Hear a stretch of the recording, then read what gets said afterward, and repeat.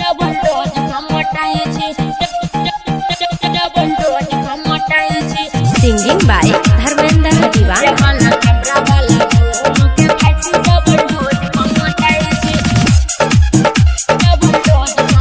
इलाका किसी के भी हो पर धमाका डीजे कमलेश के ही होगा। दिने दिने छौरी तू फूला ला जाई छे, खाई छी तब फूलबे नहीं रे।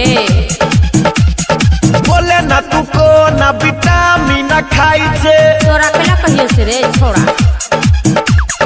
दिने दिने छौरी तू फूला ला जाई छे, बोले ना तू को ना विटामिन खाई छे। डीजे वाला कैमरा वाला दोनों के खाई छी डबल डोज पर मोटाई छी।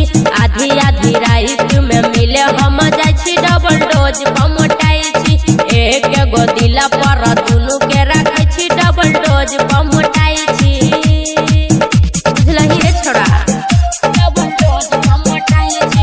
रियांस recording studio Janakpur Dham Nepal. DJ Kamlesh Alpura, DJ Kamlesh Alpura Nanaur बाजार।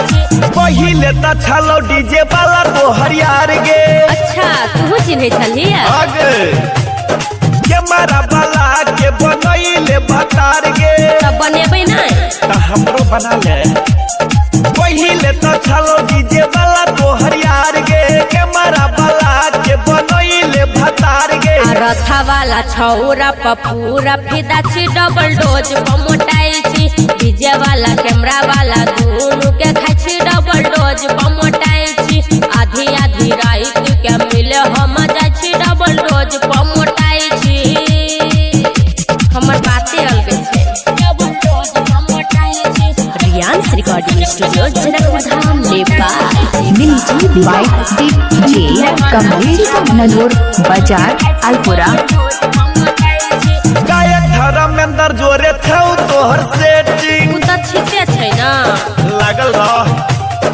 लाल बाबू संगे जाई छे डेटिंग, जेबे ने रे तोरा कला छाती फटी छै। त जना के गायक धर्मेंद्र जोरे छौ तोहर सेटिंग, लाल बाबू संगे जाई छे डेटिंग। आ राइटर ओमा प्रकाश ला जाई छी डबल डोज पर मोटाई छी। डीजे वाला कैमरा वाला दोनों के खाई छी डबल डोज पर मोटाई छी। आधी आधी रात के मिले हम जाई छी डबल डोज पर मोटाई छी।